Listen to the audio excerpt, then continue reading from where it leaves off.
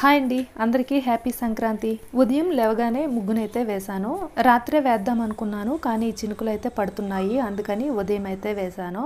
ఇంకా తర్వాత పూజ చేసుకుని వంట ప్రారంభించాను. నేను మా వారు పావు తక్కువ 3 వరకు పుణ్యకాలం వచ్చేంత వరకు ఏమీ తినలేదు. పిల్లలకి ఇడ్లీ ముద్దతో అట్లయితే వేసి ఇచ్చాను. ఒకవైపు పరమాన్నంకైతే పెట్టాను. పరమాన్నం అయిపోయాక పెసరపప్పు వండాలన్నమాట. పెసరపప్పు పెట్టాను. మేమేమీ తినకూడదు కదా, నాకు మా వారికి కాఫీ అయితే చేశాను. ఆల్రెడీ ఒకసారి తాగాము, ఇది రెండోసారి అన్నమాట.